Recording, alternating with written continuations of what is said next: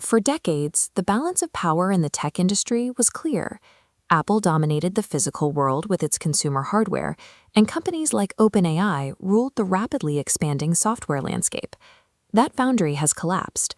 Apple recently filed a lawsuit against OpenAI, formally accusing the artificial intelligence lab of corporate espionage and the theft of trade secrets.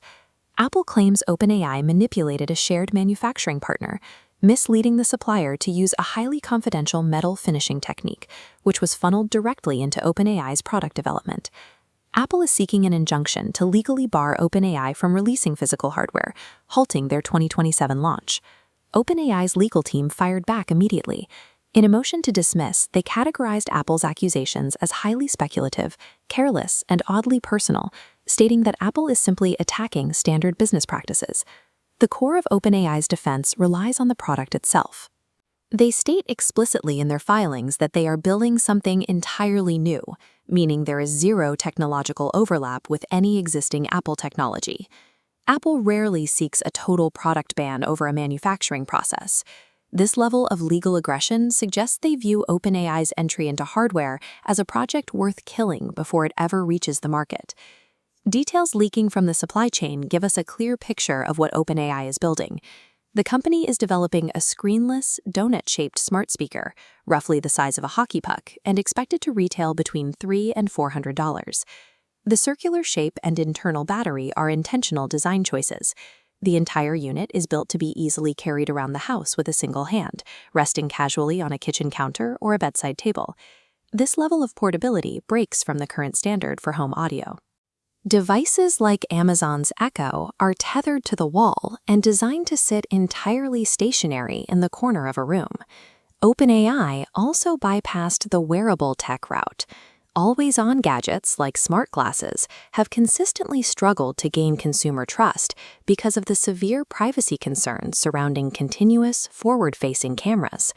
To communicate with the user without a screen, the device relies on integrated lighting and distinct moving parts. These mechanical pieces will physically rotate and shift on their own to visually signal when the AI is processing information or listening to a command. Stripping away the display and introducing physical movement changes the dynamic of the home interaction. The device occupies the space as a responsive companion, listening and reacting to the environment in real time. To execute this hardware concept, OpenAI partnered with Lovefrom, the independent design studio founded by Jony Ive.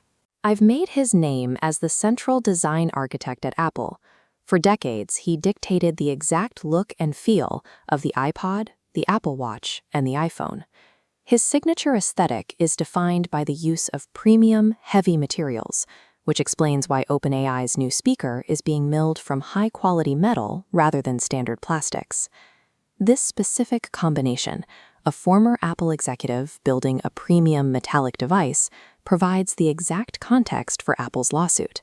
It gives them ample reason to suspect their proprietary metal finishing secrets are being applied to a competitor's product. By recruiting the man who physically designed the iPhone to engineer a premium metal AI device, OpenAI is sending a clear message.